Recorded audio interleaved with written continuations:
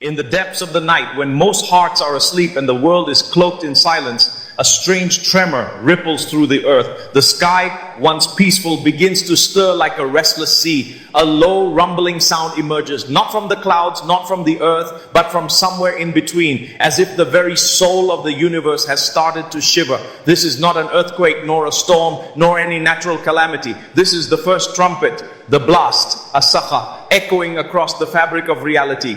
The day of judgment has begun. The Quran states in Surah Al-Haqqah, then when the trumpet is blown with a single blast, and the earth and the mountains are lifted and crushed with a single blow, on that day the event will occur. Quran 69:13-15.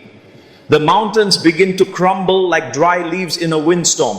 The oceans rise and then evaporate in a roar of steam. The stars fall from the heavens like shattered glass. The moon is split and the sun is folded up. The world that we knew, our homes, our cities, our nations, vanishes as if it were never there. The disbelievers who once mocked the concept of the hereafter now stand frozen, their eyes wide in horror.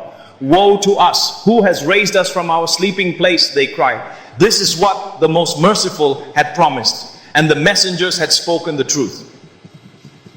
Every soul is caught in a moment between terror and realization. For some, it is the fulfillment of a lifelong belief. For others, it is the crashing weight of denial turned into regret.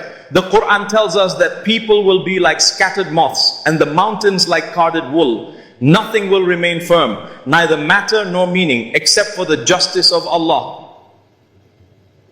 Jibreel alayhi salam descends, not with revelation this time, but as a witness. The angels fill the sky, not gently, but in ranks, serious, vast, and glowing. Each angel carries out their tune. Asked with precision, there is no room for mercy in this moment, only the unfolding of divine decree. The heavens split apart, layer by layer. The mighty throne of Allah is carried by 8 angels, as described in the Quran. People will ask, who does the kingdom belong to today? And a voice will reply, to Allah, the One, the Irresistible. Quran 40:16. On this day, the Prophet Muhammad, peace and blessings be upon him, once said, a mother will abandon her baby, and a man will flee from his brother, his wife, his children, every person consumed only by themselves. Fear like this has never existed before. It's not fear of war or fear of death, it's the fear of eternal accountability. The second trumpet is blown. Just as suddenly as death spread, life is restored. But not in the way we know it. People rise from their graves, barefoot, naked, and uncircumcised. Even Pharaoh will rise. Even Nimrod, even the man who was swallowed by the earth. All of humanity, from Adam alayhi salam to the final human ever born, will rise and march toward the plains of resurrection. The earth is now flat and level. The entire creation moves toward one place. Al-Ard al-Mahshar, the gathering ground. The sun descends closer than it has ever been, just a mile away. People drown in their sweat, some to their ankles, some to their knees, some to their waists, some to their necks. For some, it covers their mouths. It is not just a physical drowning, it is the drowning of guilt, of shame, of delayed repentance. There are no distractions now, no phones, no television, no shade, no status, only the self and its deeds. In this unbearable heat, a few are shaded. Who are they? The Prophet, peace and blessings be upon him, said, 7 will be shaded under the throne of Allah on the day when there is no shade but His. A just ruler, a youth who grew up in the worship of Allah, a person whose heart was attached to the masjid. 2 people who loved each other for the sake of Allah. A person who gave charity so secretly that their left hand did not know what the right hand gave. A person who resists temptation when alone, and a person who remembers Allah in solitude until their eyes fill with tears. These are the true elite, the real celebrities. They don't walk red carpets. Instead, they move among the crowds of humanity as beacons of success, their light extending ahead and to the right. Then the scales are brought forth. The book of deeds, Sijin for the wicked, Ilion for the righteous, will be distributed. The believers will receive their records in their right hand, smiling as they say, here, read my record. I knew I would meet this day. In contrast, the disbelievers and hypocrites will receive their records in their left hand, or even worse, from behind their backs. They will cry out in despair, I wish I were dust. I wish I had never existed. Quran 78:40. Allah does not wrong anyone, not even by a speck. Every glance, every whisper, every click, every scroll is recorded. Read your record. You are sufficient against yourself today as a witness. Quran 17:14. Then the reckoning begins. One by one the souls are brought before Allah. He asks, my servant, did I not give you life? Did I not warn you of this day? Did I not grant you health, wealth, time, opportunities, reminders? At that moment we will be speechless. The body will speak while the tongue remains silent. The skin will testify. The hands will reveal what they touched. The feet will expose where they walked. The eyes will declare what they saw. And the ears will disclose what they listened to. Even the earth beneath our feet will speak, saying, "Oh Allah, he walked upon me with arrogance," or "She prayed upon me in tears of sincerity." This is not just a court, it is the court. There are no lies, no bribes, no lawyers, only truth, only Allah. In that moment, even the Prophet will fall to his knees and say, "Ya Rab, Ummah, Ummah." He will plead for us, interceding and hoping that our good deeds outweigh our evil ones, that our prayers were not rushed, that our hearts were focused, that our tongues remembered Allah, that our hands gave, that our eyes lowered, and that our intentions were sincere. Then across the horizon, the Sirat, a bridge thinner than a strand of hair and sharper than a sword, will appear, stretching over hellfire. Every soul must cross it. The righteous will glide over it like a breeze, some like fast horses, others like people walking, but some will crawl and others will fall, dragged by their sins into the blazing pit beneath. Jahannam screams that day, a roaring angry beast restrained by 70,000 ropes, each held by 70,000 angels. The disbelievers will be hurled into it, their regrets echoing through eternity, saying, "Had we only listened, had we only followed." Quran 67:10. And Jannah awaits, silent and beautiful. The gates swing open. The Prophet, peace and blessings be upon him, knocks. And the angel Ridwan asks, "Who is it?" He replies, "It is Muhammad." Ridwan then says, "I was ordered not to open for anyone before you." The believers enter with the poor going in first. The Prophet, peace and blessings be upon him, welcomes his ummah at the Hawd, the blessed fountain. Whoever drinks from it will never be thirsty again. And this is only the beginning. The silence of the earth is suddenly pierced by a deafening blast, a single powerful sound known in the Quran as the sa'iqah, a scream of the trumpet that shatters the heavens. This is not just a sound that echoes, it is a sound that tears through dimensions, ripping the soul from the body. It cracks the sky like glass, causing the very fabric of the universe to collapse. The mountains that once stood tall, symbols of stability and pride, begin to crumble like sand castles in a storm. Every peak turns to dust, and every ocean begins to boil.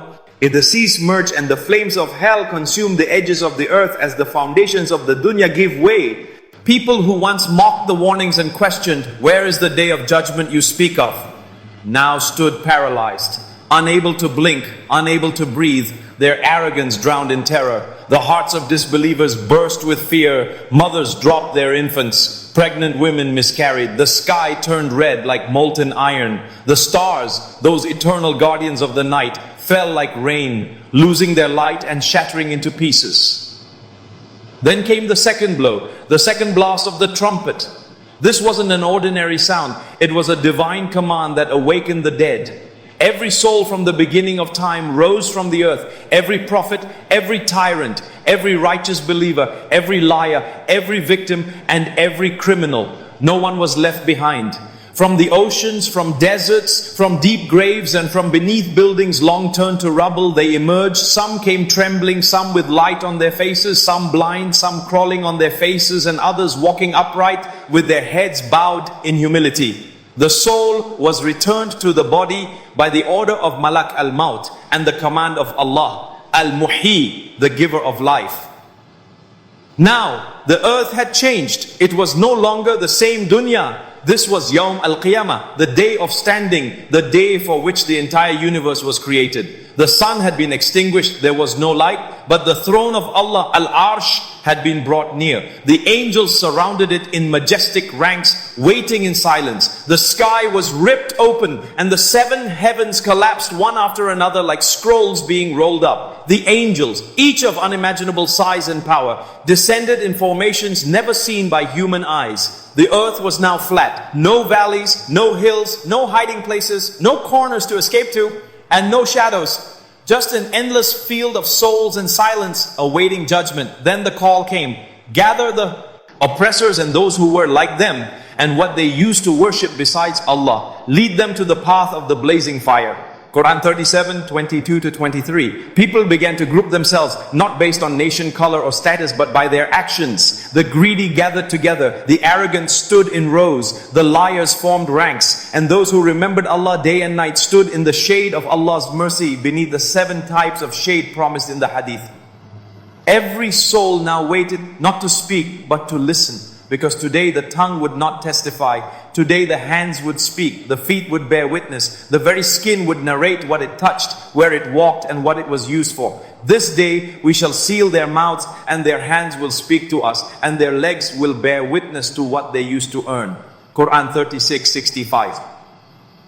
There was no lawyer, no excuse, no delay, and no bribe. Not even a whisper could be hidden from Allah, Al-Khabir, the all-aware.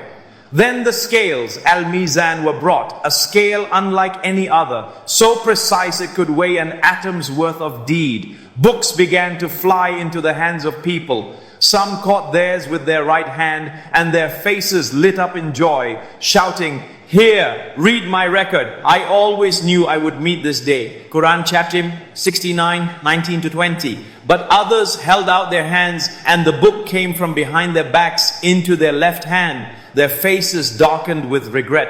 "Oh, I wish I had not been given my record, nor known what my account was." Quran 69, 25 to 26. Imagine that moment. Imagine reading your entire life. Every word, every click, every hidden intention, written down in detail. No page missing, no word altered, just the truth. Some people will rediscover small deeds they had forgotten, written down, a smile they shared, a coin they donated, a tear they cried for Allah. That one sincere act could outweigh all their sins. Conversely, others will find a mountain of prayers performed only for show, acts of generosity done solely for reputation. Though those deeds may seem bright, they will turn to dust on the day when nothing false will remain. Then comes Asirat, the bridge that stretches across hellfire.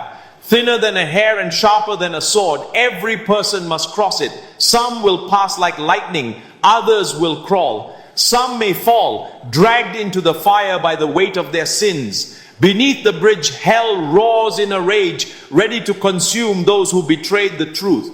But those who make it across will be greeted by angels at the gates of Jannah with words sweeter than honey.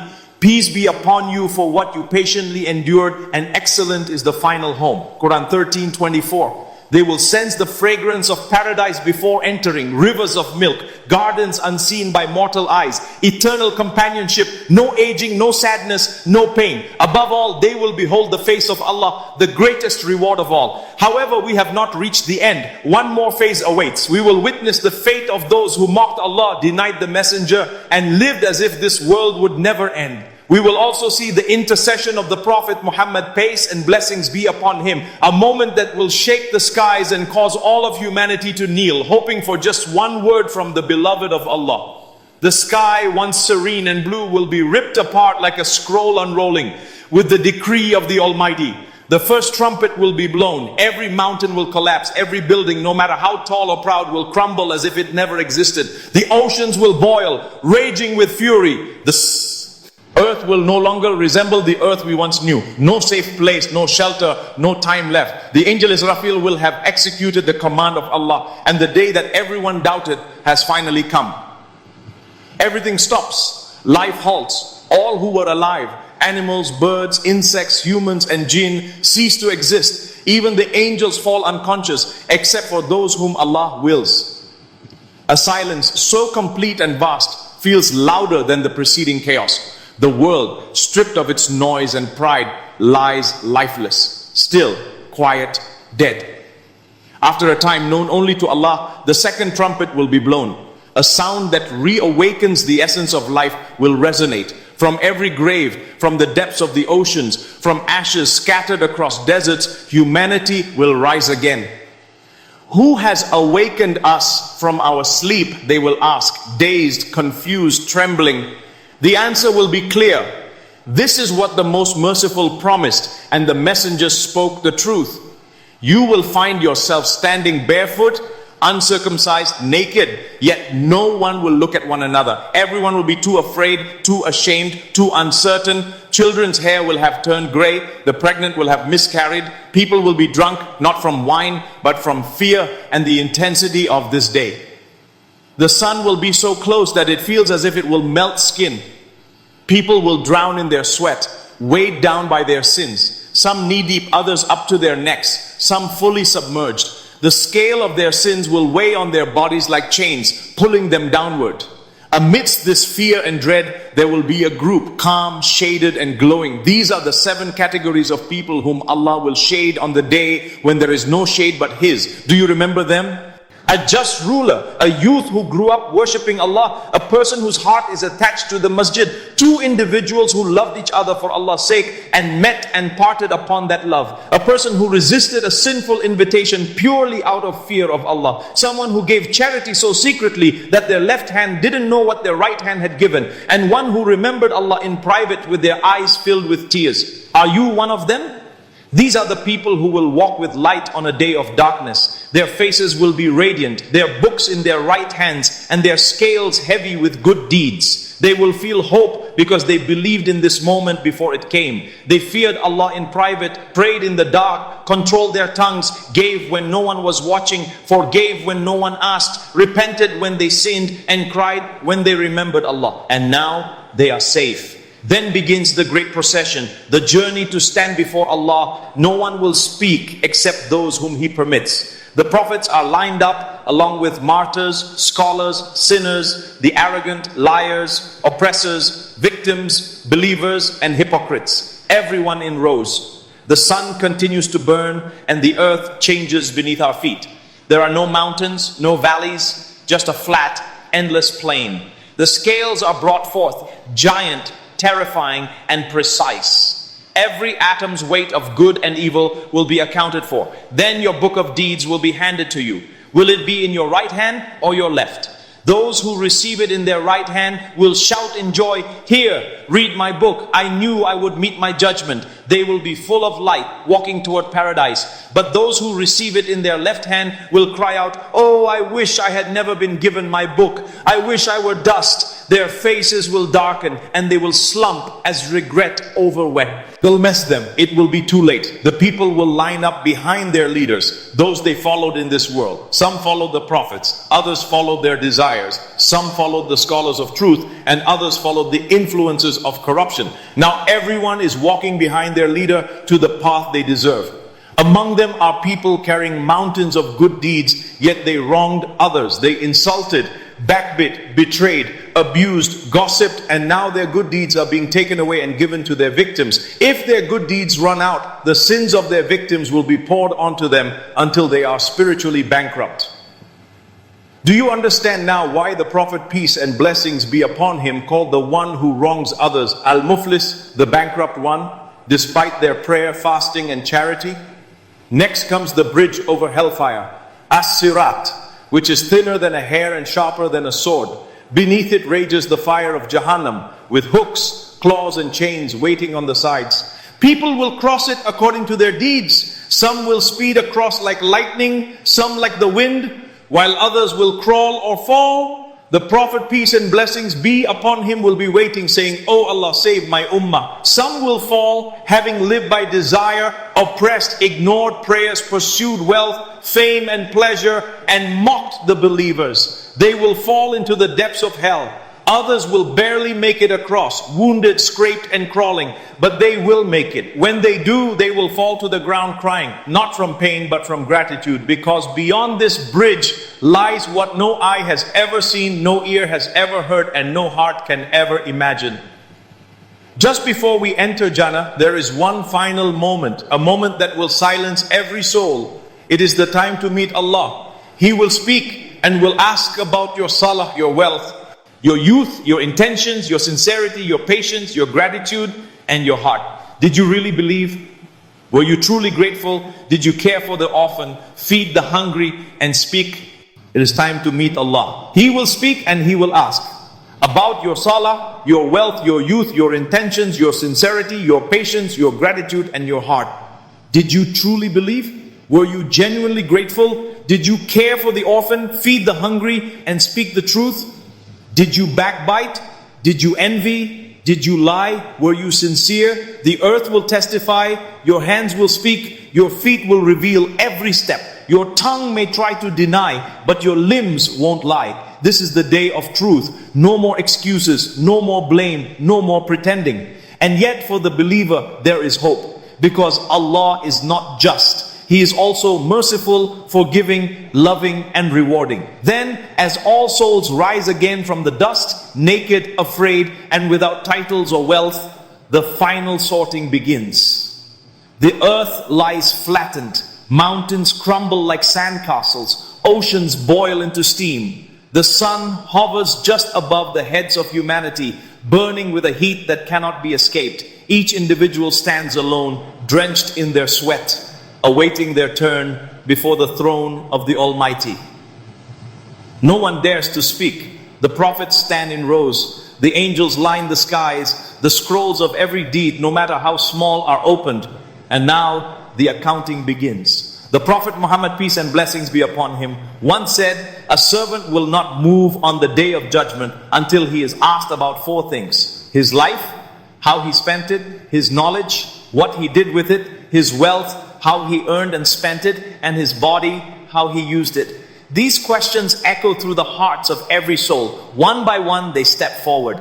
The scales are brought forward majestic and precise. On one side are the deeds of righteousness: salah, sabr, honesty, charity, forgiveness, hidden tears shed in sujood, and the fasts kept when no one was watching. On the other side are arrogance, backbiting, wasted time, hidden sins, betrayal of trust, and the coldness of the heart when truth was presented. Some people's good deeds soar, and they are carried by angels across the sirat, the bridge thinner than a hair and sharper than a sword, with ease. For them the bridge glows beneath their feet. Every hardship they endured for the sake of Allah becomes light. Every tear of repentance becomes a wind at their back. But others, may Allah protect us, struggle.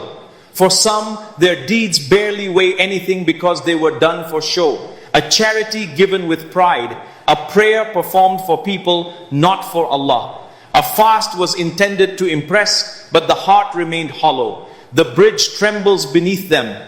Then there are those whose wrongs outweigh their rights, those who hurt others, abused power, slandered, and broke homes and hearts. They scream as they fall into the abyss below. The angels turn away, and not even the pleas of the prophets can save them now. But wait, Allah is the most merciful. The people who truly believed and sincerely repented, even if they sinned, are shown mercy that defies imagination.